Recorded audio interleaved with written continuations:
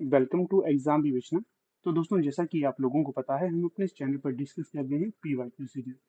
तो जो ये पीवाईक्यू सीरीज है, आपकी प्रत्येक हिंदी साहित्य की परीक्षा के लिए महत्वपूर्ण है, तो ध्यानपूर्वक आप इसे देखा करें। कोई प्रश्न आपको नहीं आता है तो उसे अपनी कॉपी पे भी आपने नोट कर लेना है। जो आता नहीं, चाहे आप उन्हें स्किप कर देना। कोई भी परीक्षा क्यों ना हो, चाहे नेट हो, सेट हो, एल टी टेट हो, जेबीटी टेट हो, जहाँ पर हिंदी साहित्य पूछा जाता है ना एक माइनर लेवल पे, तो वहाँ पर महत्वपूर्ण है। इसी के साथ साथ जैसे एमए हिंदी के एंट्रांस होते हैं, उनके लिए भी मोस्ट मोस्ट इंपॉर्टेंट है सारे के सारे लेक्चर। जो आज का ये प्रश्न पत्र है, ये है आपका एसपीयू मंडी। एसपीयू मंडी का जो एमए हिंदी का एंट्रांस है, ये है वो प्रश्न पत्र। ठीक है, तो ध्यान से देखना है आपने। देखिएगा, आपको बता देता हूँ, जो हमारी प्लेलिस्ट भी बनी हुई है एक स्पेशल। अगर जिस कैंडिडेट ने भी वो प्लेलिस्ट देख ली होती ना, तो आप ऐसा रखिए 60 से 70% क्वेश्चन वो यहाँ से सही कर लेता। जो भी प्लेलिस्ट बनाई हुई है, लिंक आपको मैं दे दूंगा डिस्क्रिप्शन में।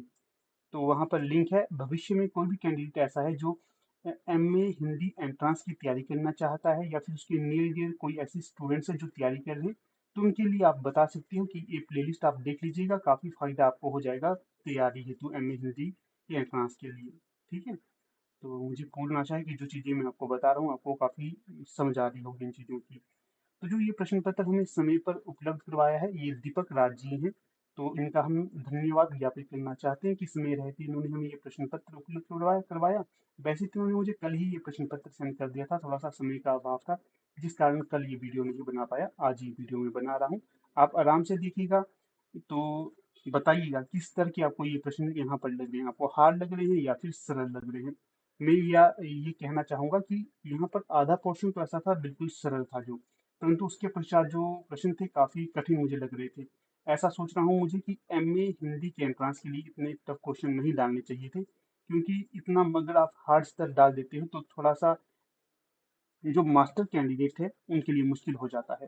पीएचडी के लिए ये अच्छा प्रश्न पत्र मैं मान सकता हूँ, पीएचडी एंट्रांस के लिए हो या फिर एलटी टेट के लिए हो, परंतु मास्टर वालों के लिए थोड़ा सा मुश्किल मुझे ये स्तर लगा। आगे आप देख लेना, थोड़े से प्रश्न इसमें मुश्किल भी हैं। तो चलिए, ज़्यादा समय हम यहाँ पर नहीं लेंगे। जो जो प्रश्न जिस तरह से होंगे आपको बता दूंगा, ज़्यादा लंबा नहीं खींचूंगा, ताकि आपको समय पे इसकी उत्तर तालिका मिल जाए। भविष्य में कोई तैयारी कर रही होंगे ना, तो उसके लिए भी महत्वपूर्ण है। जो एमए वाले हैं उनके लिए आप सेंड कर देना, जिन्होंने भी ये परीक्षा दी थी और जो देना चाहते हैं आगे। तो देखिए, पहला प्रश्न यहाँ पर क्या पूछा गया है। शिव सिंह सेंगर द्वारा रचित शिव सिंह सरोज किस वर्ष प्रकाशित हुआ था। तो पहले तो ध्यान रखिए, शिव सिंह सेंगर द्वारा रचित है शिव सिंह सरोज। ये किस वर्ष प्रकाशित हुआ था, हिंदी साहित्य का ग्रंथ है ये। तो यहाँ पर जो विकल्प दिए गए हैं, इनमें सही हो जाएगा 1883, 1883। विकल्प ए यहाँ पर सही हो जाएगा। थोड़ा सा आगे बढ़ने से पहले आपको यहाँ पर मैं दिखा देता हूँ।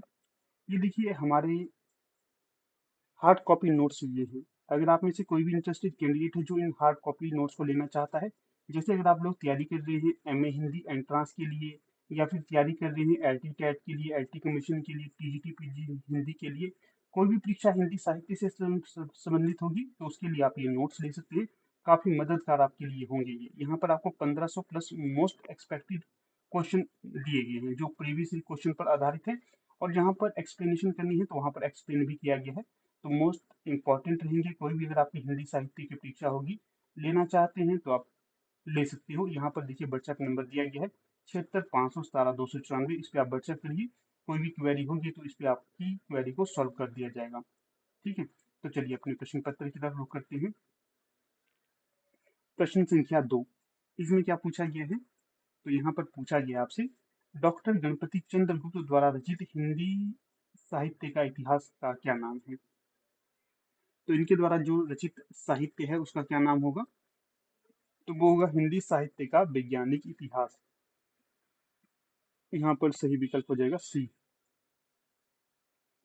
अगला है, आचार्य रामचंद्र शुक्ल ने भक्ति काल का प्रारंभ कब से माना है। जो आचार्य रामचंद्र शुक्ल है, इनके द्वारा जो भक्ति काल निर्धारित किया गया था, इसका प्रारंभ आचार्य रामचंद्र शुक्ल कब से मानते हैं। तो यहाँ सही विकल्प हो जाएगा 1318 से। अगला प्रश्न देखिए, प्रश्न संख्या 4, आचार्य रामचंद्र शुक्ल ने आदिकाल को किस नाम से पुकारा है? काफी महत्वपूर्ण है जो आचार्य रामचंद्र शुक्ल है, किस नाम से पुकारा है? आचार्य रामचंद्र शुक्ल पुकारते हैं आदिकाल को वीरगाथा काल नाम से। विकल्प 4। अगला है, ज्यादातर विद्वानों ने आधुनिक काल का समय कब से माना है?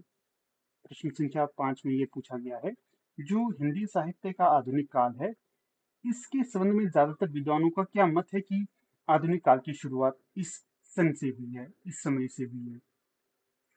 तो ये माना जाता है आपका 1900 से।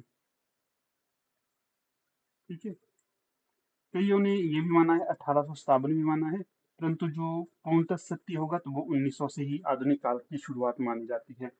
जैसे भारतेंदु काल की शुरुआत 1857 से मानी जाती है, ये भी आप ध्यान रख सकते हैं।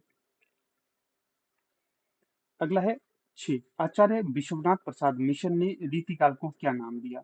जो आचार्य विश्वनाथ प्रसाद मिश्र थे, इन्होंने रीतिकाल को क्या नाम दिया? तो ये रीतिकाल को नाम देते हैं श्रृंगार काल। कौन सा? श्रृंगार काल। विकल्प ए यहाँ सही हो जाएगा। फिर प्रश्न संख्या 7, इसमें पूछा गया है, खुमान रासों के रचयिता का क्या नाम है? खुमान रासों के रचयिता कौन होंगे? तो जो खुमान रासों के रचयिता हो जाएंगे दलपति विजय। कौन होंगे? दलपति विजय। विकल्प 3। अगला प्रश्न है 8, इसमें क्या पूछा गया है, निम्नलिखित में से कौन सी प्रवृत्ति आदिकाल की नहीं है? आदिकाल की प्रवृत्ति यहाँ पर नहीं है, वो पूछी गई है। अगर हम बात करें, युद्धों का सजीव वर्णन वर्णन आपको आदिकाल में मिलता था? जी बिल्कुल मिलता है। रासो काव्य का वर्णन मिलता है? बिल्कुल ये भी मिलता है। और जनजीवन का अभाव नहीं, जनजीवन का अभाव तो उस दौरान हम नहीं कह सकते कि ये भी वर्णन हमें मिलता है। राष्ट्रीय चेतना की अभिव्यक्ति, तो रासो काव्य में राष्ट्रीय चेतना की अभिव्यक्ति हमें देखने के लिए नहीं मिलती है। राष्ट्रीय चेतना से क्या तात्पर्य है? उदाहरण के लिए भारत एक अखंड भारत है, जैसे मान लीजिए बड़ा भारत है, ठीक है, जिसमें पाकिस्तान भी है, पुराने समय की आदिकाल की मैं बात कर रहा हूँ, और अपना अफगानिस्तान भी है, नेपाल भी है, और बांग्लादेश भी है, अखंड भारत जिसे कहते हैं। तो उस समय जो रचनाकार होते थे, जैसे रासो या चारण कवि थे, ये जो रचना करते थे ना, तो ये राष्ट्रीय चेतना पर रचना नहीं करते थे। इनकी साहित्य में राष्ट्रीय चेतना की अभिव्यक्ति नहीं मिलती थी। ये क्षेत्र विशेष को महत्व देते थे। उदाहरण के लिए पूरा भारत है, उसमें जैसे क्या बोलते हैं, राजस्थान वाले अपने अलग राजा की मतलब बाहोबाही करेंगे, हिमाचल के जो अपने राइटर होंगे वो अपने हिमाचल वाले राजाओं की बाहोबाही करेंगे। इस तरह से राष्ट्रीय चेतना नहीं थी। प्रांतीय चेतना जरूर कह सकते हैं, राष्ट्रीय चेतना की अभिव्यक्ति नहीं मिलती है, इसलिए तो जो सही विकल्प होगा विकल्प 4, राष्ट्रीय चेतना की अभिव्यक्ति। फिर प्रश्न संख्या है 9, इसमें क्या पूछा है, तो 9 में पूछा गया है, निम्नलिखित में से कौन कवि ज्ञान मार्गी काव्यधारा से संबंधित है? तो सही जो विकल्प होगा तो वो हो जाएगा कबीरदास। कबीरदास, मल्लूक दास, ये जो प्रमुख तौर पर कबीरदास, मल्लूक दास और दो चार और नाम थे, जैसे गुरु नानक, ये ज्ञान मार्गी हैं। और प्रेम मार्गी में जायसी आते हैं। और जो राम भक्ति काव्य धारा के अंतर्गत सूरदास आते हैं, मंजिल भी आपके प्रेम मार्गी में आते हैं, ये भी ध्यान रखना। प्रश्न संख्या 10, इसमें क्या पूछा गया है, निम्नलिखित में से कौन सी कृति तुलसीदास की है? तो जो तुलसीदास की कृति होगी तो वो बतानी है। जैसे कवितावली, साहित्य लहरी, रामचंद्रिका, सूर सागर किसकी रचना है? जो कवितावली है ये रचना तो हो जाएगी आपकी तुलसीदास की, ये तो उत्तर हो गया। साहित्य लहरी सूरदास की होगी, रामचंद्रिका केशवदास की, सूर सागर ये भी सूरदास की होगी। ये थोड़ी सी एक्सप्लेनेशन इसलिए भी कर रहा हूँ कि भविष्य की परीक्षा हेतु आप यहाँ से उत्तर अपना सही कर सकते हैं, जब तथ्यों के हिसाब से प्रश्न पूछा जाएगा तो। तुलसीदास का प्रसिद्ध महाकाव्य कौन सा है? तो वो होगा आपका रामचरितमानस, अवधी भाषा में इसे लिखा गया है। फिर प्रश्न देखिए यहाँ पर 11, रसिक प्रिया की रचनाकार कौन है? रसिक प्रिया रचना है, इसके रचनाकार कौन होंगी? तो देखिए जो रसिक प्रिया रचना है, इसकी रचनाकार होंगी केशवदास। का काफी महत्वपूर्ण ये रचना होगी। केशवदास रीतिकाल के प्रमुख रचनाकार के तौर पर जाने जाते हैं। प्रश्न संख्या 12, निम्नलिखित में से राम काव्य धारा की कौन सी विशेषता नहीं है? राम काव्य धारा की कौन सी विशेषता नहीं है, ये पूछा गया है। बात करें अगर हम यहाँ पर राम काव्य धारा की विशेषता की तरफ, तो देखिए राम का स्वरूप इसकी विशेषता है, हाँ जी, लोकमंगल की भावना ये भी है। समन्वय साधना ये भी है। गुरु की महिमा एक हद तक सही है, परंतु विकल्पों के अनुसार अगर हम बात करें तो जो उचित विकल्प ठहरता है उत्तर, तो वो होगा विकल्प 3। गुरु की महिमा यहाँ पर स्वीकार नहीं की जाएगी विकल्पों के अनुसार। बाकी तो ये भी सही है, परंतु विकल्पों के अनुसार ये सही नहीं होगा। 12 का सही विकल्प 3, गुरु की महिमा। एक और बात यहाँ पर आपको स्पष्ट कर देता हूँ। पीडीएफ इत्यादि के लिए आप हमारे टेलीग्राम, फेसबुक और व्हाट्सएप ग्रुप के साथ जुड़ सकते हो। उनके लिंक भी आपको डिस्क्रिप्शन में मिल जाएंगे। पीडीएफ वहाँ पर आपको समय पे सेंड की जाती है। इंपॉर्टेंट जो भी टॉपिक्स होते हैं वो भी आपको समझाए जाते हैं। डेली जो लेक्चर मिलते हैं उनके लिंक और पीडीएफ भी सेंड कर दी जाती है, तो आप जुड़ सकते हो व्हाट्सएप ग्रुप के साथ। प्रश्न संख्या 13, बिहारी किस प्रकार के कवि हैं? बिहारी किस प्रकार के कवि हैं? वैसे कवि विशेष के तौर पूछा जाता तो ज्यादा बेहतर रहता, क्योंकि इन्होंने एक तरह से नॉर्मलाइजेशन कर दी है। इस तरह से कहना थोड़ा सा मुश्किल हो जाता है। फिर भी विकल्पों के अनुसार जो सही होगा तो वो हो जाएगा श्रृंगारी। बिहारी कैसे कवि है? श्रृंगारी। 3, बिहारी सत्सई पूछी जाती है, किसकी रचना है बिहारी सत्सई? बिहारी सत्सई की बिहारी की ही रचना होगी। अगला है 14, आचार्य रामचंद्र शुक्ल के अनुसार रीतिकाल के प्रवर्तक आचार्य कौन है? आचार्य रामचंद्र शुक्ल के अनुसार रीतिकाल के प्रवर्तक आचार्य कौन है? तो जो रामचंद्र शुक्ल की हम बात करें तो ये मानते हैं चिंतामणि को रीतिकाल का प्रवर्तक। जो केशवदास है, केशवदास को नहीं मानते, ये सर्वमत है केशवदास की तरफ। डॉक्टर नगेंद्र इत्यादि केशवदास को रीतिकाल का प्रवर्तक मानते हैं, परंतु जो रामचंद्र शुक्ल है ये चिंतामणि को मानते हैं। फिर प्रश्न है 15, क्या पूछा गया है? निम्नलिखित में से कौन सी प्रवृत्ति रीतिकाल की है?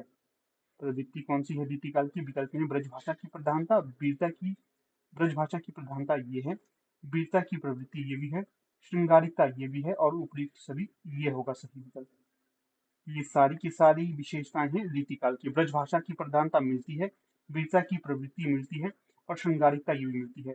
वीरता सभी में तो नहीं मिलती, जैसे भूषण आदि रचनाकार है उनके अंदर आपको वीरता मिल जाती है। तो सही विकल्प हो जाएगा 15 का 4। फिर प्रश्न है यहाँ पर 16, इसमें क्या पूछा गया है? शिवा बावनी के रचनाकार कौन है? शिवा बावनी। तो विकल्प है भूषण, लाल कवि, सेनापति, सूरती मिश्र। 16 में जो सही विकल्प हो जाएगा तो वो होगा भूषण। कवि भूषण के द्वारा शिवा बावनी रचना लिखी गई है। विकल्प ए यहाँ सही हो जाएगा। देखिएगा, आपके समक्ष कोई भी अगर प्रश्न पत्र होता है, मान लीजिए एलटी टेट का कोई पुराना प्रश्न पत्र है, या फिर कोई एचपीयू हिंदी एंट्रांस का पुराना प्रश्न पत्र है, एसपीयू हिंदी का पुराना प्रश्न पत्र है, उपलब्ध होगा ना, आप चाहते हैं कि इसे सॉल्व करें, तो आप हमें जो व्हाट्सएप नंबर है हमारा 76 517 294,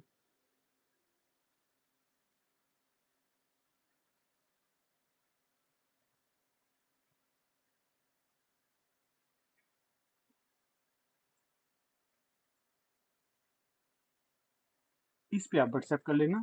अगर डायरेक्ट आपको नंबर चाहिए तो आप डिस्क्रिप्शन चेक कर लेना, वहां पर नंबर दिया गया है। इस पे आप व्हाट्सएप करके उस क्वेश्चन पेपर को पीडीएफ के फॉर्मेट में सेंड करके क्वेश्चन पेपर सॉल्व करवा सकते हैं, क्योंकि आपका रिवीजन भी हो जाएगा, आपको एक तरह से मतलब व्याख्यात्मक वीडियो भी मिल जाएगा।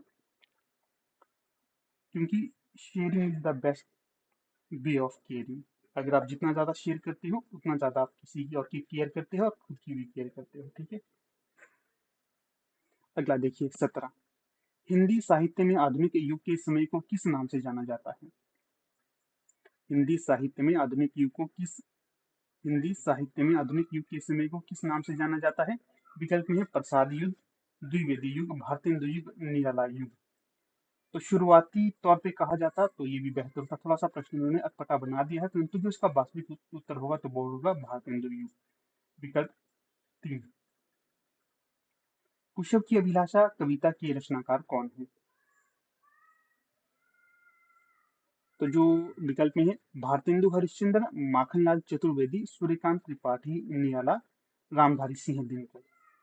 कुशव की अभिलाषा कविता किसकी है? माखनलाल चतुर्वेदी की।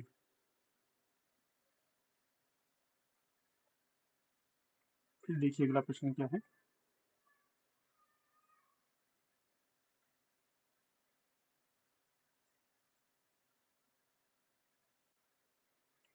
प्रश्न संख्या 19, क्या पूछा गया है 19 में? भारत भारती काव्य संग्रह का प्रकाशन किस वर्ष हुआ था? 19 में जो सही विकल्प हो जाएगा तो वो हो जाएगा आपका 1912। भारत भारती किसकी रचना है? पहले तो आपको ये पता होना चाहिए किसकी है, बताइएगा। मैथिली शरण गुप्त की। फिर प्रश्न संख्या 20 इसमें पूछा गया है, झांसी की रानी कविता किसके द्वारा लिखी गई है?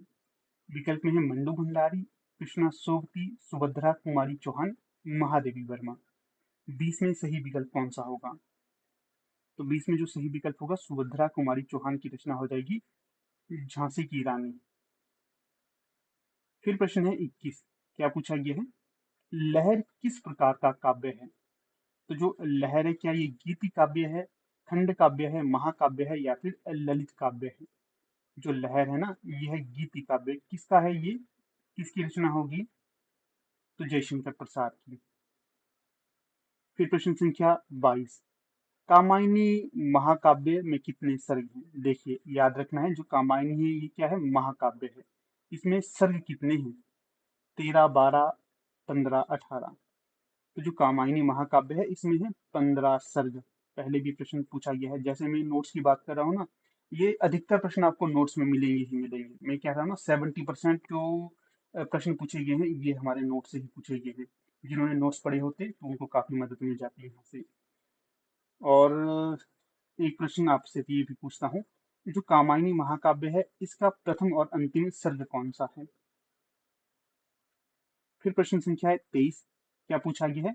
मधुशाला किस कवि की रचना है? मधुशाला किस कवि की रचना है?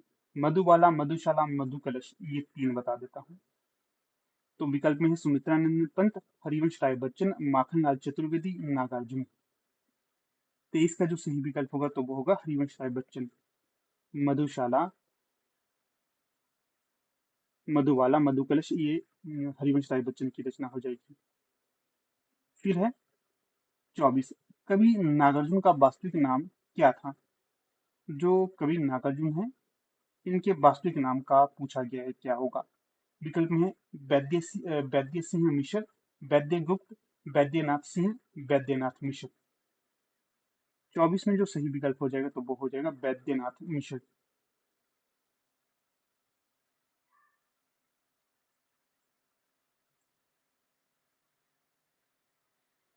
फिर देखिए प्रश्न 31, क्या पूछा गया है इसमें?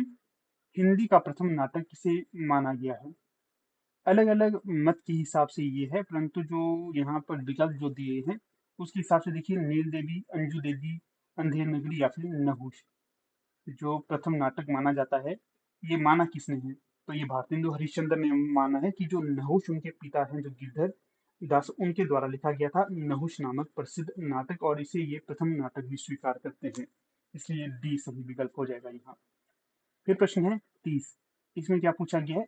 नील देवी नाटक के लेखक कौन है? विकल्प में है भारतेंदु हरिश्चंद्र, बाबू राधा कृष्ण, लाला श्रीनिवास दास, प्रताप नारायण मिश्र।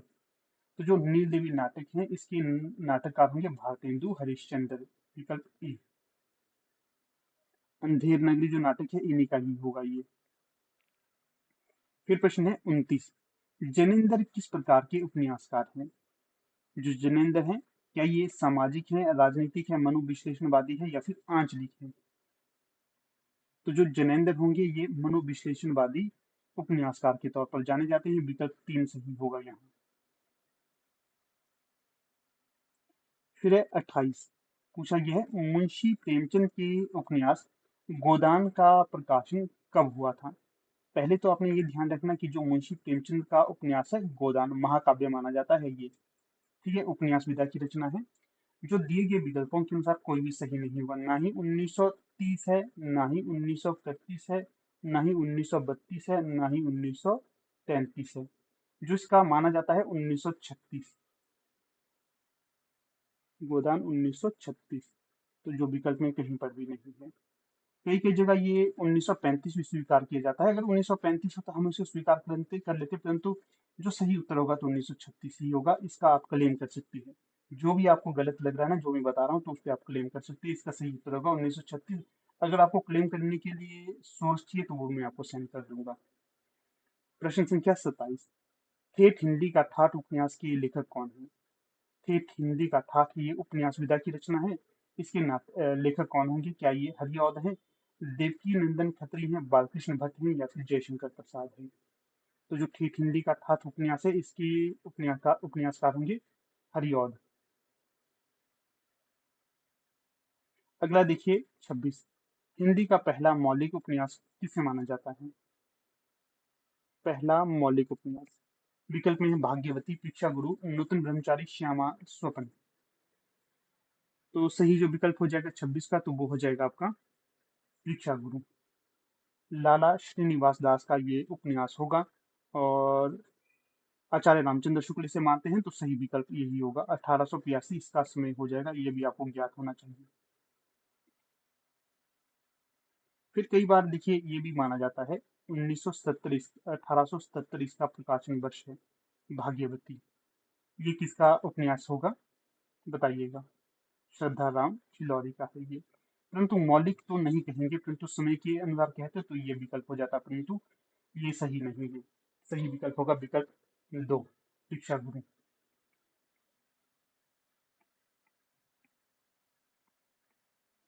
अगला प्रश्न देखिए 25, काठ की घंटियां काव्य संग्रह के लेखक कौन हैं? काठ की घंटियां काव्य संग्रह के लेखक कौन होंगे? विकल्प में सर्वेश्वर दयाल सक्सेना, धर्मवीर भारती, कमल भारती, या फिर धूमिल। तो जो काठ की घंटियां हैं ये काव्य संग्रह है, किसका है?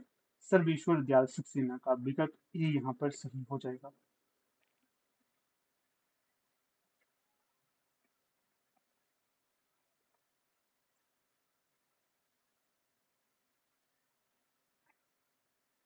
फिर प्रश्न संख्या 32, आधे अधूरे नाटक किस वर्ष प्रकाशित हुआ? पहले तो ये ध्यान रखिए जो आधे अधूरे है ये नाटक विधा की रचना है। किसकी रचना हो जाएगी ये? किसका नाटक होगा? मोहन राकेश। आधे अधूरे, लहरों की राजहंस, आषाढ़ का एक दिन, ये नाटक है ना तीनों अति महत्वपूर्ण है, अति प्रसिद्ध हैं। तो ये किसके होंगे तीनों? मोहन राकेश के। प्रकाशन वर्ष देखिए 1968, 1969, 1970, 1972। तो जो आधे अधूरे नाटक है ये इसका प्रकाशन वर्ष 1969 का होगा। तो सही विकल्प यहाँ पर विकल्प बी है।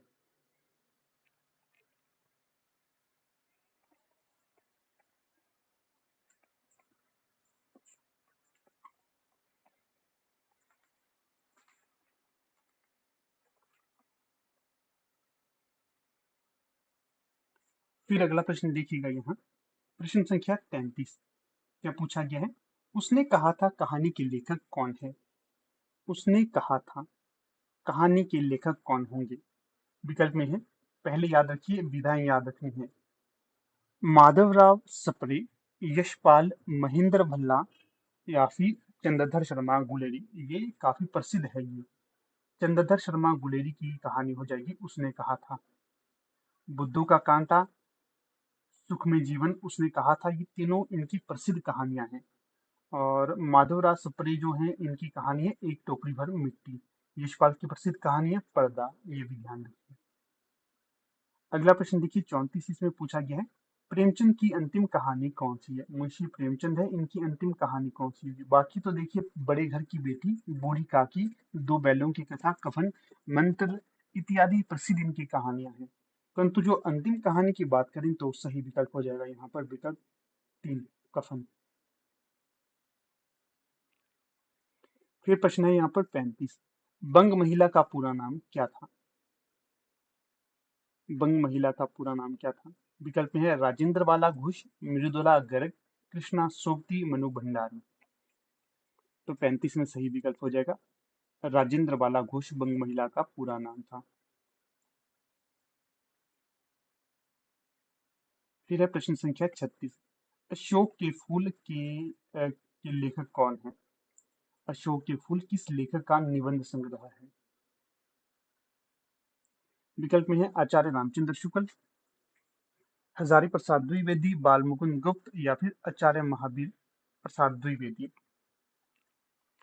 तो जो 36 में सही विकल्प हो जाएगा तो ये हो जाएगी रचना निबंध संग्रह आचार्य हजारी प्रसाद द्विवेदी। नाखून क्यों बढ़ते हैं, कुटज, ये भी इन्हीं के निबंध होंगे, ये भी आप ध्यान रखना। फिर प्रश्न संख्या है 37। हरिशंकर प्रसाई किस प्रकार के निबंधकार हैं? याद रखना है, निबंधकार हैं, किस प्रकार के हैं? हास्य व्यंग्यकार, भावनात्मक कार, आलोचनात्मक, ऐतिहासिक। जो हरिशंकर प्रसाई है ये हास्य व्यंग्यकार निबंधकार हैं। ठीक है, तो यहाँ से आपको ये भी ध्यान रखना है, प्रेमचंद के फटे जूते और इंस्पेक्टर माता दिन चांद पर, ये इनकी प्रसिद्ध रचनाएं होंगी। फिर प्रश्न है 38। क्या पूछा गया है? रस मीमांसा के लेखक हैं, कौन होंगे रस मीमांसा के लेखक? विकल्प में है आचार्य हजारी प्रसाद द्विवेदी, डॉक्टर नामवर सिंह, आचार्य रामचंद्र शुक्ल, या फिर डॉक्टर रामविलास शर्मा। 38 में जो सही विकल्प हो जाएगा तो वो कौन सा है? आचार्य रामचंद्र शुक्ल रस मीमांसा के रचनाकार होंगे या फिर लेखक होंगे। फिर है प्रश्न 39। नई कविता और अस्तित्ववाद के लेखक कौन है? तो जो नई कविता और अस्तित्ववाद के लेखक होंगे, तो विकल्प में है यहाँ पर डॉक्टर रामविलास शर्मा, आचार्य रामचंद्र शुक्ल, डॉक्टर नगेंद्र और डॉक्टर नामवर सिंह। तो 39 में जो सही विकल्प हो जाएगा तो वो हो जाएगा आपका विकल्प ए, डॉक्टर रामविलास शर्मा की रचना हो जाएगी नई कविता और अस्तित्ववाद। फिर अगला प्रश्न है 40। इसमें पूछा गया है, डॉक्टर हरिश्चंद्र वर्मा हिंदी के प्रथम एकांकी होने का श्रेय किसे देते हैं? डॉक्टर हरिश्चंद्र वर्मा हिंदी के प्रथम एकांकी होने का श्रेय किसे देते हैं? विकल्प में है एक घूंट, बादल की मृत्यु, कारवां, पृथ्वीराज की आंखें। तो जो सही विकल्प होगा तो वो होगा एक घूंट को।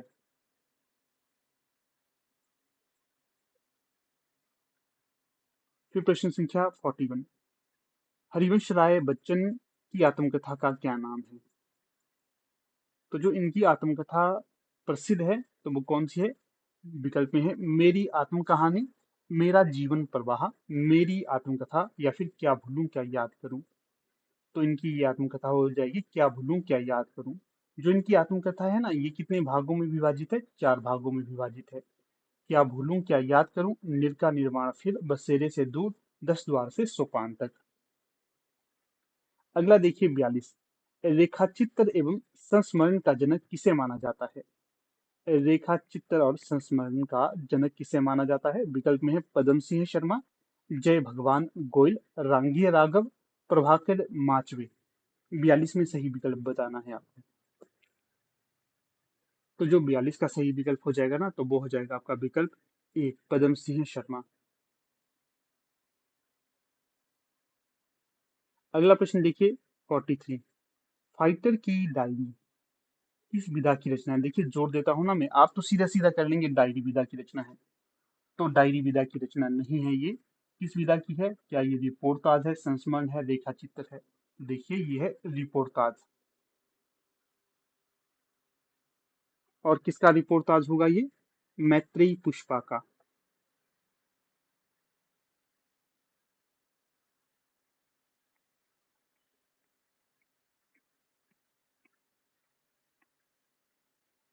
मैत्रेयी पुष्पा जी का ये है।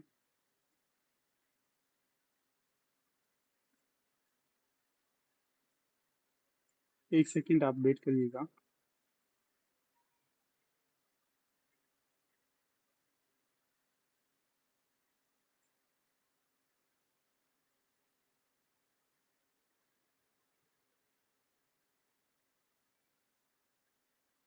हम्म,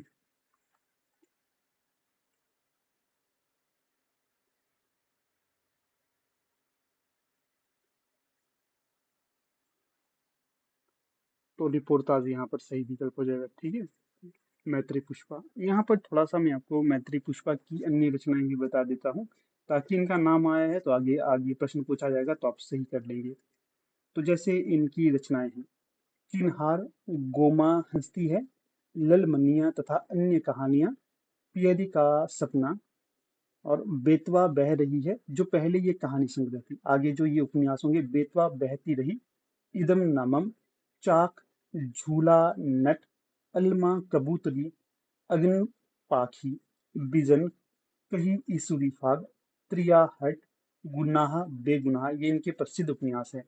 अगर हम इनकी आत्मकथा की बात करें तो ये दो खंडों में है। एक है कस्तूरी कुंडल बसे गुड़िया भीतर गुड़िया। अगर हम बात करें इनकी स्त्री विमर्श की रचनाएं कौन कौन सी हैं, खुली खिड़कियां, सुनो मालिक सुनो, चर्चा हमारा, आवाज, तब्दील निगाहें, ये इनकी प्रसिद्ध पुस्तकें हैं स्त्री विमर्श की। और जो फाइटर की डायरी, ये तो इनका रिपोर्टाज ही होगा, ये ध्यान रखना आपने।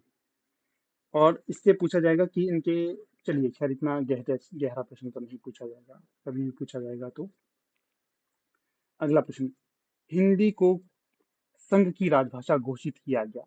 कब हिंदी को संघ की राजभाषा घोषित किया गया? विकल्प में है यहाँ पर 26 जनवरी 1950, 26 जनवरी 1949, 26 जनवरी 1948, 26 जनवरी 1951। तो इनमें से कौन सा सही विकल्प होगा? आप सोच के भी बता सकते हो, थोड़ा सा समय आपको इसलिए भी देता हूँ, आप सोचिएगा क्या उत्तर होना चाहिए इसका।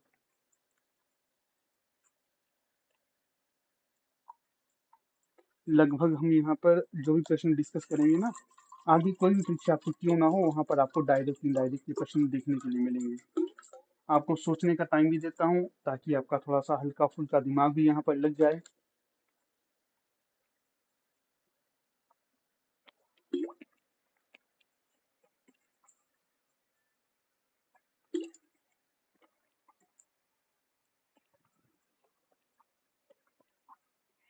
इस प्रश्न के सही होने की उम्मीद सभी से करता हूँ, आप सभी से, कि आपने ये सही दिया होगा।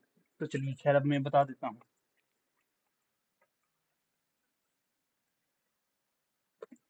तो जो सही विकल्प हो जाएगा यहाँ पर 44 में, तो वो होगा विकल्प बी, 26 जनवरी 1950।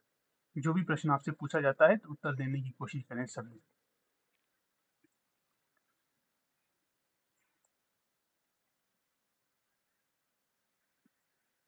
यहाँ पर अलग से फैक्ट ये है, 26 जनवरी, गलत, ये नहीं होगा,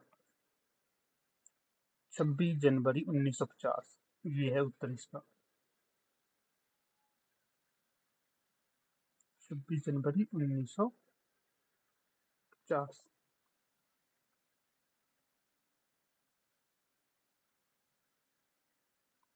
थोड़ी सी व्याख्या यहाँ पर बता देता हूँ आपको। 14 सितंबर 1949 को संविधान सभा ने हिंदी को संघ की राजभाषा के रूप में स्वीकार किया। कब? 49 से, ये क्या होगा आपको याद? 49 से होगा 14 सितंबर 1949।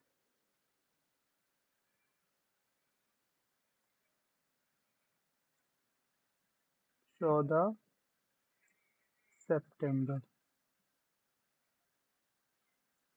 1949।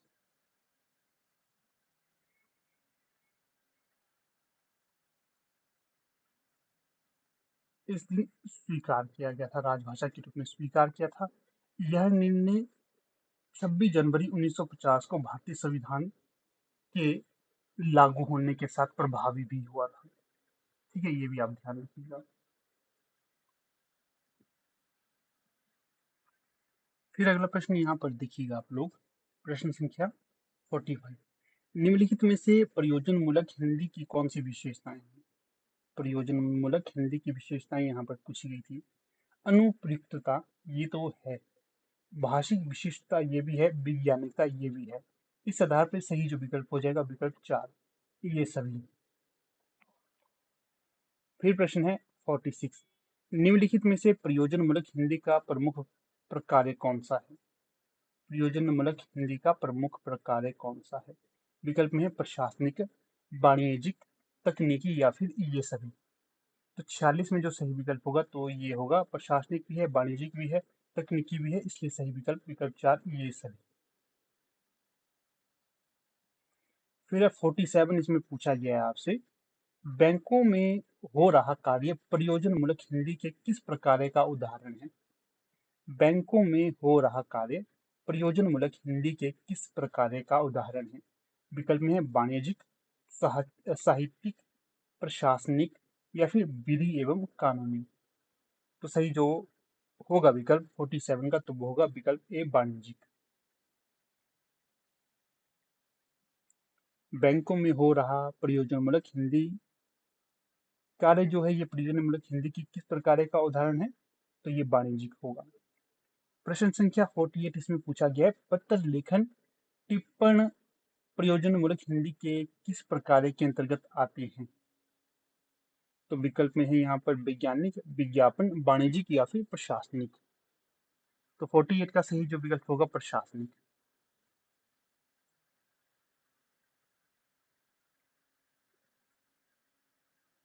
थोड़ी सी यहाँ पर मैं आपको व्याख्या बता देता हूँ।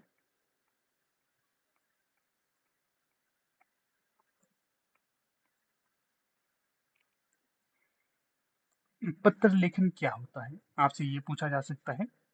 तो देखिए, सरकारी, अर्ध सरकारी, निजी कार्यालयों में पत्राचार, जिसमें विभिन्न प्रकार के पत्र जैसे कि आधिकारिक पत्र, अनुरोध पत्र और शिकायत पत्र शामिल होते हैं, उन्हें कहा जाता है पत्र लेखन।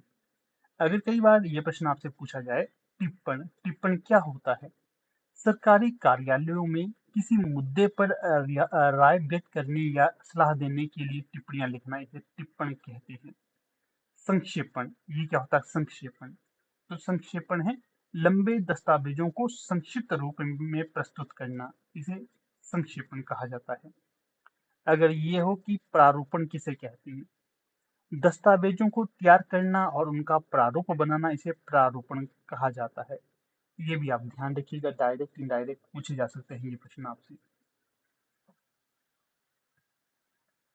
अगला प्रश्न देखिएगा यहाँ 49, क्या पूछा गया है, डॉक्टर भोलानाथ तिवारी के अनुसार प्रयोजनमूलक हिंदी के मुख्यतः कितने रूप हो सकते हैं? 7, 6, 8, 5। तो जो सही विकल्प हो जाएगा तो वो है 7। डॉक्टर भोलानाथ तिवारी के अनुसार जो प्रयोजनमूलक हिंदी है, इसके कितने भेद हैं? तो इसके भेद हैं 7। फिर है प्रश्न 50, क्या पूछा गया है, निम्नलिखित में से कौन सी विशेषता वैज्ञानिक और तकनीकी हिंदी की हो सकती है? कौन सी विशेषता वैज्ञानिक और तकनीकी हिंदी की हो सकती है? विकल्प में है परिशुद्धता, वस्तुनिष्ठता, वैज्ञानिक शैली या फिर ये सभी। तो सही जो विकल्प होगा विकल्प डी या विकल्प 4, ये सभी। परिशुद्धता भी, वस्तुनिष्ठता भी, वैज्ञानिक शैली भी, ये सभी विशेषताएं हैं, ये वैज्ञानिक और तकनीकी हिंदी की हो सकती है। प्रश्न संख्या 51, क्या पूछा गया है, हिंदी का पहला समाचार पत्र उदंत मार्तंड किस वर्ष प्रकाशित हुआ था? यहाँ पर आपको बता दूं, अगर आप लोग तैयारी कर रहे हैं ना, चाहे HPU MA Hindi entrance, SPU MA Hindi entrance के लिए, तो इसके लिए भी हमारे हार्ड कॉपी नोट्स अवेलेबल हैं। 1500 प्लस हैं ये भी। अगर इन्हें आप परचेज करना चाहते हो तो कर सकते हो, जो नंबर मैंने आपको बताया है उस पर जाकर आप डायरेक्ट कॉन्टैक्ट कर सकते हो। भविष्य की परीक्षा हेतु काफी महत्वपूर्ण होंगे ये। तो सही जो 51 का विकल्प हो जाएगा तो वो होगा विकल्प भी, उदंत मार्तंड किस वर्ष प्रकाशित हुआ? 1826 में। ये हिंदी का पहला समाचार पत्र है। 30 मई 1826 को ये प्रकाशित हुआ था। 30 मई।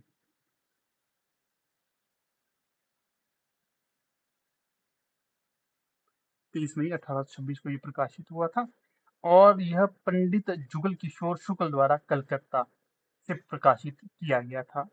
और ये कैसा पत्र था? ये साप्ताहिक पत्र था, ये भी आपको ध्यान रखना है। अगला प्रश्न देखिएगा 52, निम्नलिखित में से मतवाला समाचार पत्र के संपादक कौन थे? विकल्प में है भारतेंदु हरिश्चंद्र, अंबिका प्रसाद, सूर्यकांत त्रिपाठी, निराला, श्याम सुंदर सिंह। जो मतवाला पत्रिका है, समाचार पत्र है, इसके संपादक रहे हैं सूर्यकांत त्रिपाठी, निराला। फिर प्रश्न संख्या है यहाँ पर 53, यूनाइटेड न्यूज ऑफ इंडिया ने हिंदी समाचार सेवा किस वर्ष प्रारंभ की? विकल्प है 1982, 1980, 1981, 1984। तो United news of India, Uni, ने अपनी हिंदी समाचार सेवा यूनिवार्ता, कौन सी है? यूनिवार्ता कहा जाता है इसे। इसे 1 मई 1982 को शुरू किया था। 1 मई 1982 को शुरू किया था। यह भारत की पहली ऐसी समाचार एजेंसी थी जो हिंदी में पूर्ण तार सेवा प्रदान करती थी। ये भी आपको ध्यान रखना है।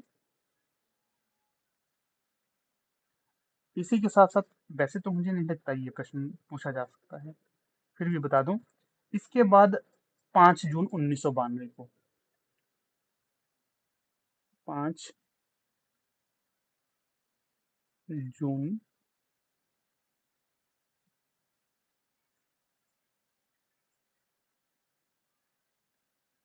1992,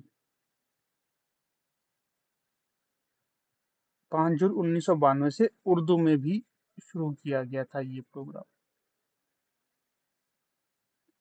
ये भी आप ध्यान रखिएगा। 5 जून 1992 से उर्दू समाचार उपलब्ध कराने वाली दुनिया की पहली और एकमात्र एजेंसी भी ये बन गई थी। फिर अगला प्रश्न है यहाँ 54। हिंदुस्तान टाइम्स समाचार पत्र कहाँ से प्रकाशित होता है? विकल्प में है राजस्थान, वाराणसी, अमृतसर, दिल्ली।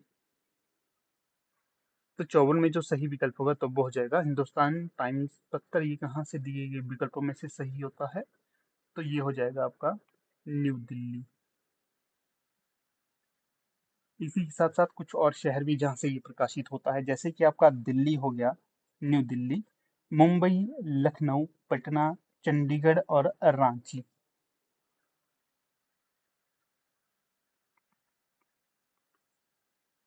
फिर अगला प्रश्न देखिएगा 55। हिंदी समाचार पत्र दैनिक जागरण के प्रधान संपादक कौन हैं? विकल्प में है राधेश्याम, सुभाष चंद्रा, संजय गुप्ता, जगदीश शर्मा। तो हिंदी समाचार पत्र दैनिक जागरण इसकी जो प्रधान संपादक है ये है संजय गुप्ता। वह दैनिक जागरण के मुख्य कार्यकारी अधिकारी और जागरण समूह के सीईओ भी हैं। ये भी आप ध्यान रखिए, संजय गुप्ता। फिर है 56। क्या पूछा गया है? हिंदुस्तान टाइम हिंदुस्तान समाचार पत्र का संपादन किसने किया? जो हिंदुस्तान समाचार पत्र है इसका जो संपादन किया गया था विकल्प के अनुसार मदन मोहन मालवीय, महात्मा गांधी, राजेंद्र प्रसाद या भारतेंदु हरिश्चंद्र। हिंदुस्तान समाचार पत्र के संपादक थे पंडित मदन मोहन मालवीय। फिर प्रश्न संख्या 57। 57 में क्या पूछा गया है? दैनिक भास्कर की स्थापना भोपाल में किस वर्ष हुई? पहले तो ये ध्यान रखिए, जो दैनिक भास्कर है ये कहाँ से शुरू की गई थी? भोपाल से।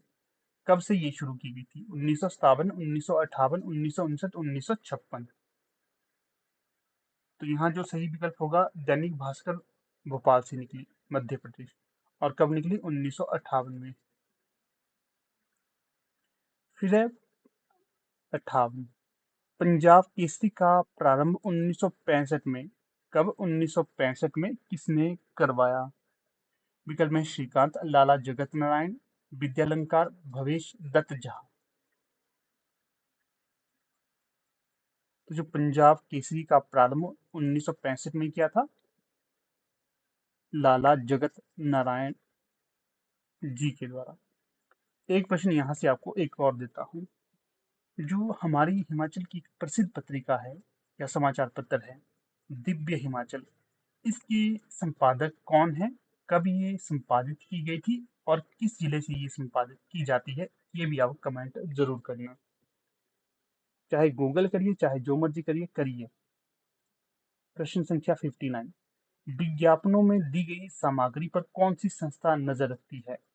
विज्ञापनों में दी गई सामग्री पर कौन सी संस्था नजर रखती है? विकल्प में है भारतीय विज्ञान परिषद, भारतीय विज्ञापन परिषद, राष्ट्रीय विज्ञापन परिषद, भारतीय विज्ञान परिषद या फिर विज्ञापन परिषद। तो जो सही विकल्प है राष्ट्रीय विज्ञापन परिषद, विकल्प बी यहाँ पर उचित होगा। अगला प्रश्न है 7। निम्नलिखित में से कौन सा विज्ञापन का उद्देश्य है? विज्ञापन का उद्देश्य कौन सा होगा वो यहाँ पर बताना है। विकल्प में है उत्पादन या सेवा की जानकारी, सही है ये। विक्रय वृद्धि करना, सही है। बाजार पर अपना प्रभाव जमाना, ये भी सही है। इसलिए जो उपयुक्त सही विकल्प 4 ये होगा उत्तर। अगला प्रश्न है 61। क्या है यहाँ पर पूछा गया? एक मोबाइल कंपनी के विज्ञापन का शीर्षक है बदलते भारत की आवाज। यह यह किस प्रकार का विज्ञापन है? यह किस प्रकार का विज्ञापन है? विकल्प में व्यंग्यात्मक, भावात्मक, तुलनात्मक, सुरक्षात्मक। देखिए, एक मोबाइल कंपनी के विज्ञापन का शीर्षक है बदलते भारत की आवाज। मोबाइल के लिए इन्होंने ये कहा कि ये बदलते भारत की आवाज है। पहले आप क्या करते थे, टेलीफोन में या फिर चिट्ठियों के माध्यम से संदेश पहुंचाते थे, परंतु जब मोबाइल का इजाद हुआ तो भारत की या फिर कोई भी अन्य कंपनी है विदेश की है, उन्होंने भारत में आकर क्या कहा, ये जो कंपनी का शीर्षक इस प्रकार से रखा कि मोबाइल का बदलते भारत की आवाज है। तो ये व्यंग्यात्मक, तुलनात्मक और सुरक्षात्मक तो हो ही नहीं सकता, तो ये कैसा होगा, भावात्मक। तो विकल्प बी यहाँ सही हो जाएगा। अगला प्रश्न है 62। यहाँ क्या पूछा गया है? निम्नलिखित में से कौन सा विज्ञापन मुहावरेदार हिंदी का उदाहरण नहीं है?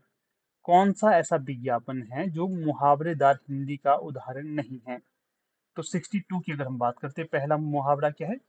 पड़ोस वाले प्रशंसा के पुल बांधते नहीं थकेंगे। नकल हमेशा होती है मगर बराबरी कभी नहीं। ये तो सही उत्तर होगा कि ये सही है, मतलब मुहावरेदार हिंदी का उदाहरण है ये। एटलस साइकिल चलने में हल्की एवं भरोसेमंद, ये भी सही है। पहली ही नजर में आप इसे अपना दिल ले बैठेंगे, ये भी सही है। इसलिए जो सही उत्तर होना चाहिए तो वो होगा विकल्प ए, पड़ोस वाले प्रशंसा के पुल बांधते नहीं थकेंगे। तो मुझे लगता है सही विकल्प इसका यही होना चाहिए। बाकी हम इसे थोड़ा सा पेंडिंग में भी रखेंगे, जब इसकी ऑफिशियल आंसर की आएगी फिर इस प्रश्न को हम आपके साथ डिस्कस जरूर करेंगे। इस प्रश्न पत्र में कुछ एक दो प्रश्न थे जो मुझे कंफर्म नहीं लगे, तो इसलिए मैं आपको बता देता हूँ पहले ही। प्रश्न संख्या 63। निम्नलिखित में से कौन सा विज्ञापन मिश्रित हिंदी का उदाहरण नहीं है?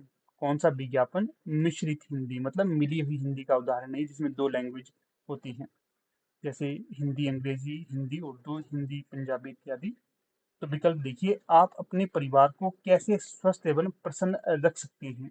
एक तो ये है नई टीन में नया मजा, पान पराग का पराग जर्दा।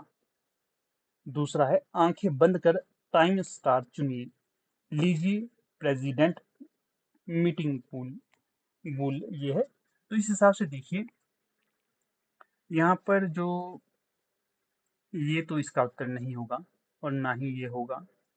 तो जो मुझे संभावना लग रही है या तो ए होगा या तो बी।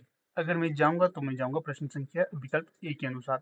आप अपने परिवार को कैसे स्वस्थ एवं प्रसन्न रख सकते हैं, ये होगा। इसमें मिश्रित हिंदी का प्रयोग ज्यादा नहीं है। बाकी जैसे जर्दा हो गया, मजा हो गया, ये जो है ना, ये है आपकी विदेशी भाषा के शब्द।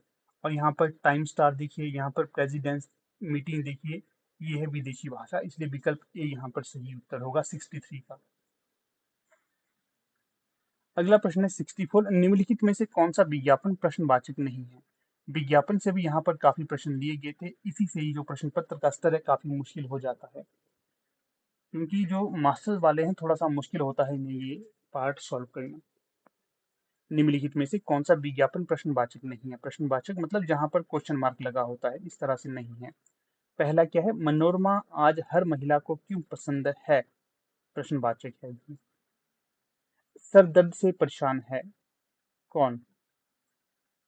यह कमनीय कोमल रूप कौन रख गया? ये भी प्रश्नवाचक है। डोरा अंदर से आत्मविश्वास पैदा करता है, तो ये नहीं है। विकल्प 4 यहाँ पर उत्तर होगा। अगला है 65। निम्नलिखित में से विज्ञापन भाषा की कौन सी विशेषता हो सकती है? विज्ञापन भाषा की कौन सी विशेषता हो सकती है?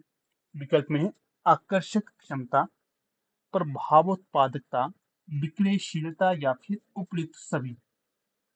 65 में जो सही विकल्प होगा तो वो होगा विकल्प डी, उपयुक्त सभी। आकर्षक क्षमता होनी चाहिए, प्रभावो उत्पादकता होनी चाहिए, विक्रयशीलता होनी चाहिए। इसलिए विकल्प 4 यहाँ सही हो जाएगा। फिर देखिएगा प्रश्न संख्या 66। क्या पूछा गया है? ठंडे गरम की क्या बात, जब रूह अफ़ज़ा हो आपके साथ। इस विज्ञापन की पंक्ति हिंदी के किस विधा को दिखाती है? देखिए, बात, साथ, ये एक तरह से राइम्स हैं, ठीक है? तो कविता, कहानी, निबंध, नाटक। कहानी में भी इस तरह से पंक्तियां नहीं बनती, नाटक में भी नहीं बनती, निबंध में भी नहीं बनती, इसलिए सही विकल्प होगा कविता की होंगी ये पंक्तियां। अगला है 67। यहाँ क्या पूछा गया है? All India radio, all India radio कवि सम्मेलन श्री सुमित्रानंदन पंत की अध्यक्षता में दिल्ली में किस वर्ष हुआ? तो विकल्प में है 1939, 1941, 1940, 1942। तो 1940 सही विकल्प होगा यहाँ। जो अलग से फैक्ट दिए हैं ये भी याद रखने हैं आपने। प्रश्न संख्या 68। विविध भारती, जिस पर मुख्यतः हिंदी फिल्मी गीत सुनाए जाते हैं, की शुरुआत किस वर्ष हुई? 1952, 1960, 1957, 1958। तो यहाँ जो सही विकल्प हो जाएगा तो वो हो जाएगा 3 अक्टूबर 1957। 3 अक्टूबर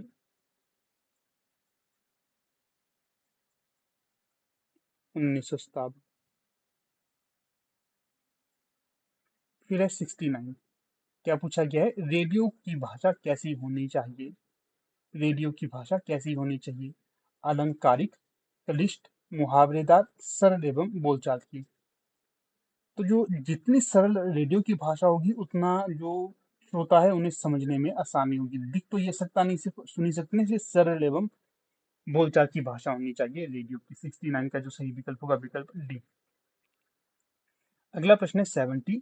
आकाशवाणी ने धर्मवीर भारती को किस रचना को प्रसारित किया? आकाशवाणी ने धर्मवीर भारती की किस रचना को प्रसारित किया था? विकल्प में है सृष्टि का आखिरी आदमी, संगमरमर की एक रात, आवाज का नीलम, नीली झील। ये सारे के सारे इनके नाटक होंगे, ये भी आपने ध्यान रखना है। 70 में जो सही विकल्प हो जाएगा तो वो होगा आपका नीली झील।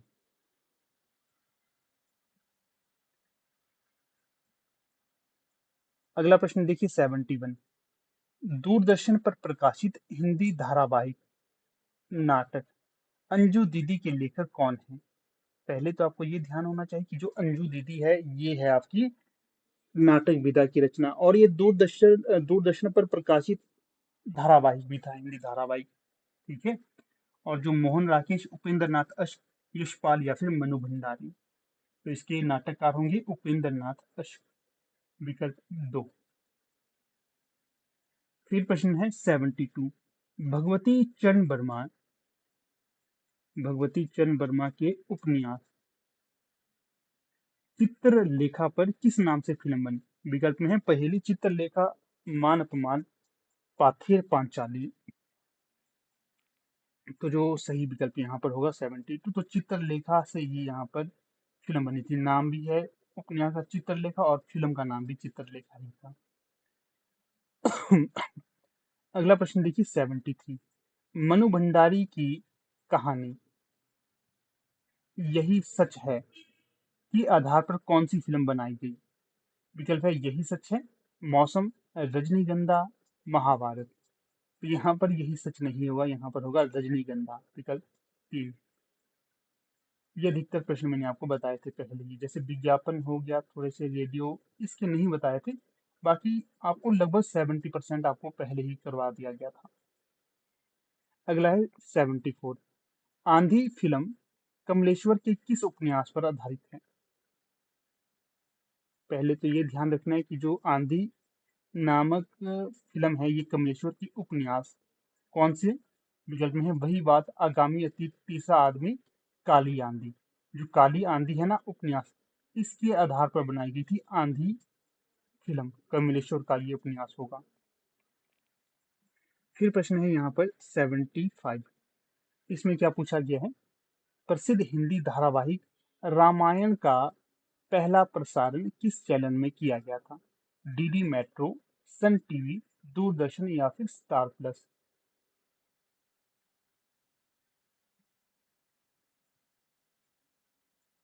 ये होगा दूरदर्शन। अगला है 76। निम्नलिखित में से कौन सा भेद व्यंजन का है? निम्नलिखित में से कौन सा भेद व्यंजन का है? तो दिए गए विकल्पों में जो सही होगा तो वो होगा आर्थी व्यंजना।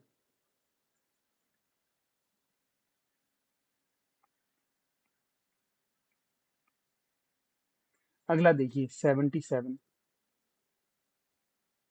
चिर जीवो जोरी जुड़े, क्यों ना सनेह गंभीर, को घटिए वृष भानुजा, दे हलदर के वीर। ये जो उदाहरण है, यह उदाहरण व्यंजना शब्द शक्ति के किस रूप का है? विकल्प में है आर्थिक वस्तु व्यंजना, शाब्दिक व्यंजना। तो 77 में सही विकल्प होगा शाब्दिक व्यंजना का उदाहरण है ये। अगला देखिए 78। यहाँ पर क्या प्रश्न आपसे पूछा गया है? तो यहाँ पर प्रश्न आपसे ये पूछा गया है, निम्नलिखित में से कौन सा भेद लक्षणा शब्द शक्ति का नहीं है? विकल्प में है योगरूढ़, रूढ़ा और प्रयोजनवती, लक्षणा लक्षणा, लक्षण लक्षणा और उपादान, गौणी और शुद्धा।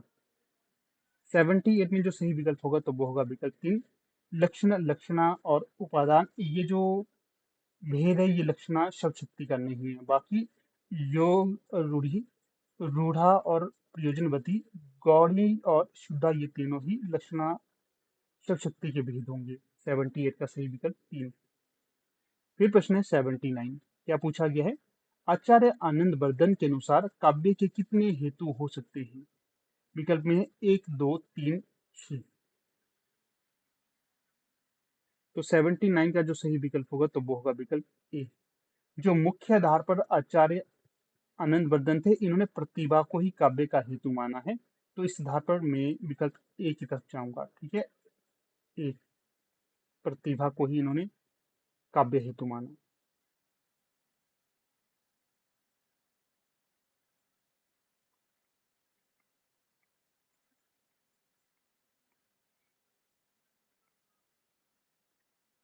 वैसे काव्य हेतु 3 माने जाते हैं, ये भी ध्यान रखना आपने। प्रश्न संख्या 80। आचार्य वामन ने काव्य हेतु को अन्य किस नाम से पुकारा? विकल्प में है काव्य मान्यताएं, काव्य विवेचन, काव्यांग या ये सभी। तो जो काव्यांग ये होगा सही विकल्प। फिर प्रश्न संख्या है 81।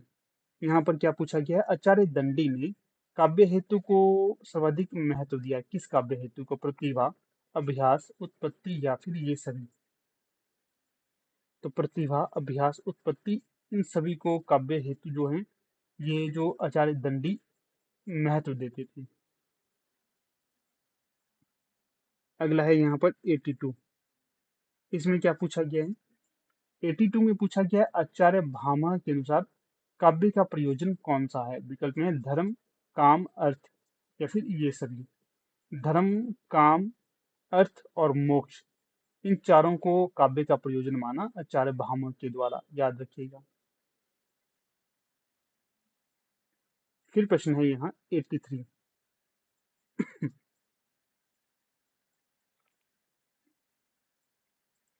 क्या पंक्ति है?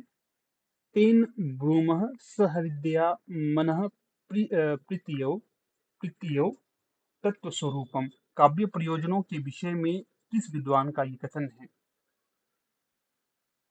तो मेरे ज्ञान के अनुसार सही जो विकल्प यहाँ पर 83 में होगा तो वो हो जाएगा आपका आनंद वर्धन। ठीक है, बाकी मैं कंफर्म इस प्रश्न पे भी नहीं हूँ। तो मुझे लगता है 83 का विकल्प ए होना चाहिए। बाकी ऑप्शन आंसर किया जाएगी तब हम इन दो प्रश्नों को डिस्कस करेंगे, एक ऊपर एक दूसरा ये। प्रश्न संख्या 84। इसमें क्या पूछा गया है? मैं साहित्य को मनुष्य की दृष्टि से देखने का पक्षपाती हूँ, इस विद्वान का ये कथन है। तो 84 में जो सही विकल्प होगा तो वो विकल्प में है आचार्य रामचंद्र शुक्ल, आचार्य प्रसाद द्विवेदी, डॉक्टर नगेंद्र, आचार्य महावीर प्रसाद द्विवेदी। तो जो सही विकल्प हो जाएगा तो वो होगा आचार्य हजारी प्रसाद द्विवेदी का कथन है ये। वो कहते हैं मैं साहित्य को मनुष्य की दृष्टि से देखने का पक्षपाती हूँ। 84 का बी।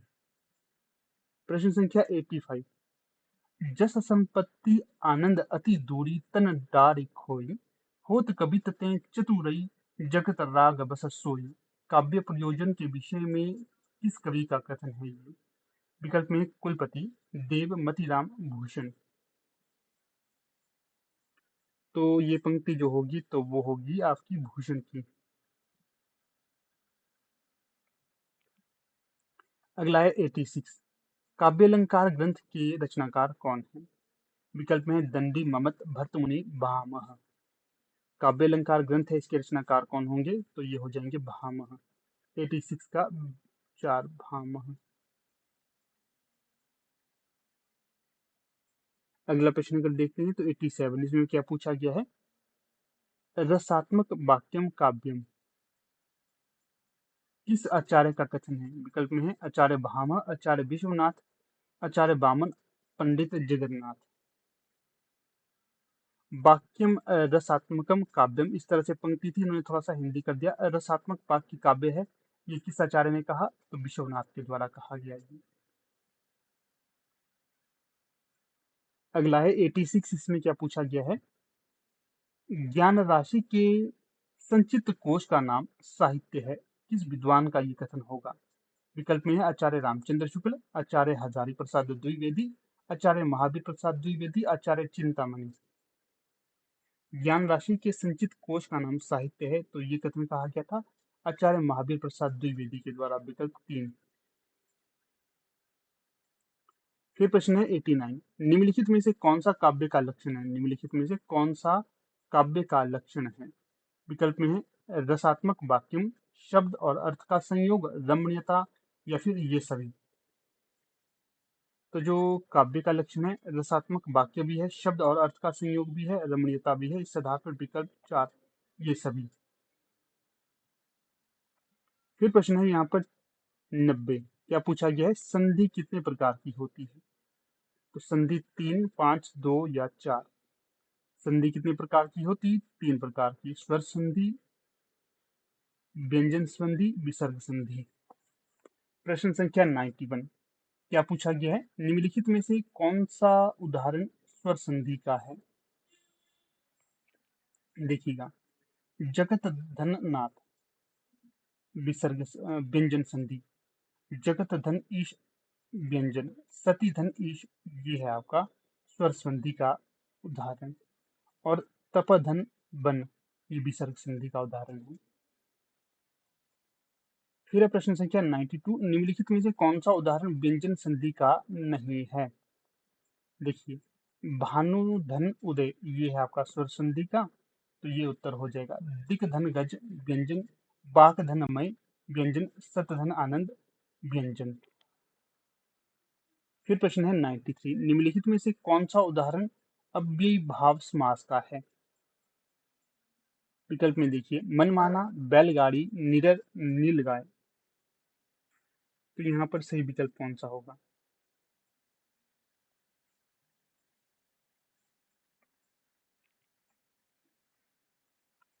तो यहाँ पर अगर हम सही प्रश्न सही उत्तर की बात करें तो सही उत्तर हो जाएगा यहाँ पर आपका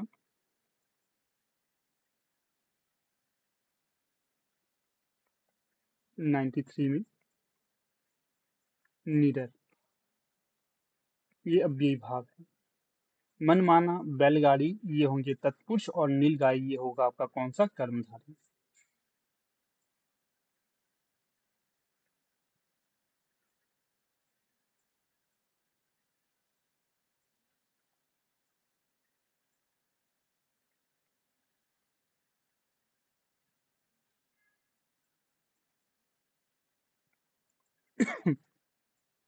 अगला प्रश्न है 94। जल पिपासु शब्द किस समास का उदाहरण है? जल पिपासु शब्द ये किस समास का उदाहरण होगा? तो 94 में जो सही विकल्प होगा तो वो होगा कर्मधारय का। तो विकल्प में कहीं पर भी ये नहीं दिया गया है कर्मधारय।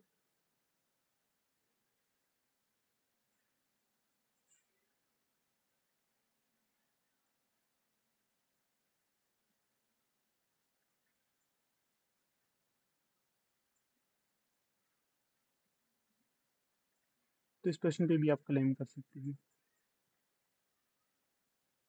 ठीक है, 94 का यहाँ पर होगा कर्मधारय, जो विकल्प में नहीं है।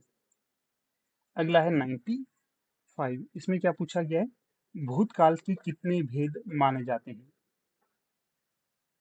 विकल्प में 6, 5, 4 या 7। तो जो 95 में सही विकल्प होगा तो वो होगा भूतकाल के 6 भेद माने गए हैं। कितने?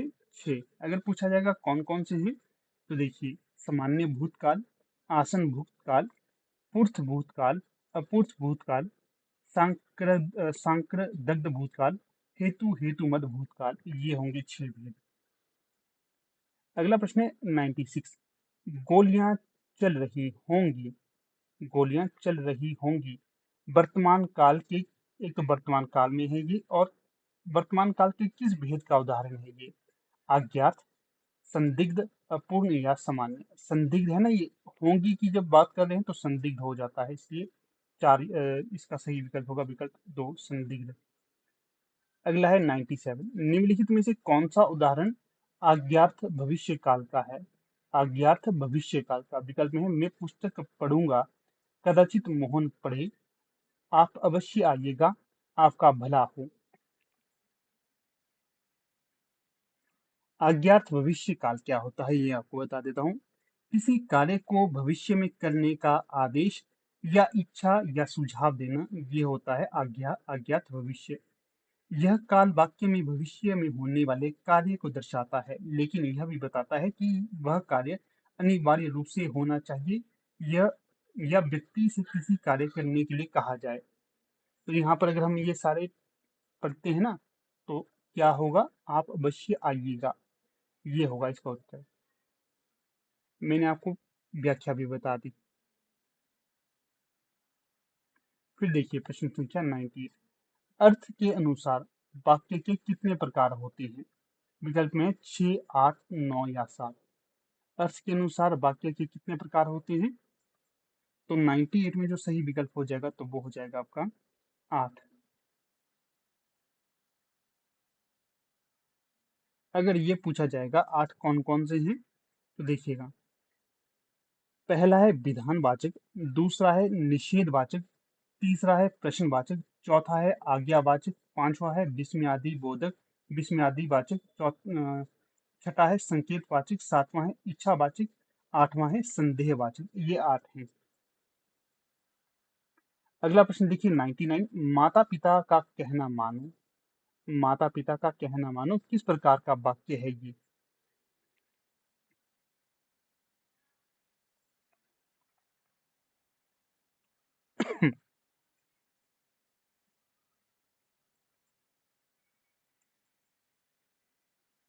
तो यहाँ पर जो सही विकल्प होगा, मैंने विकल्प आपको पढ़ा है या नहीं?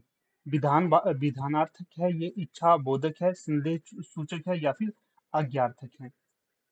तो 99 में जो सही विकल्प होगा आज्ञार्थक है, ये माता पिता का कहना मानो, आज्ञा देते हैं ना, आज्ञार्थक है। अगला है 100। निम्नलिखित में से कौन सा उदाहरण कर्ण कारक का नहीं है? विकल्प में नाक से सांस लेते हैं, सबको राखो प्रेम, सब सो राखो प्रेम, अनाथों को पालो, हम क्या से क्या हो गए। तो यहाँ पर जो सही विकल्प हो जाएगा तो वो हो जाएगा आपका अनाथों को पालो। इसमें कर्ण कारक नहीं है, इसमें अनाथों को पालो। इसमें अगर पूछा जाएगा आपको क्यों ये सही नहीं है, क्योंकि यहाँ पर जो अनाथों को पालो, इसमें जो को है ये संप्रदान कारक का चिन्ह है, संप्रदान।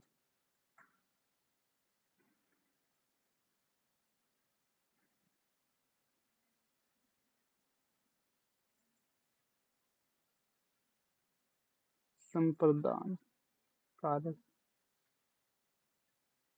इसमें संप्रदान कारक। बाकी नाक से सांस लेते हैं, सब सो राखो प्रेम, हम क्या से क्या होंगे, ये तीनों तो कर्ण कारक के ही होंगे। ठीक है। तो देखिएगा दोस्तों, कुछ इस प्रकार से हमारा ये लेक्चर था। लगभग हमने 100 प्रश्नों को यहाँ पर डिस्कस किया। ये भविष्य की परीक्षा के लिए आपके लिए अति महत्वपूर्ण है। ठीक है।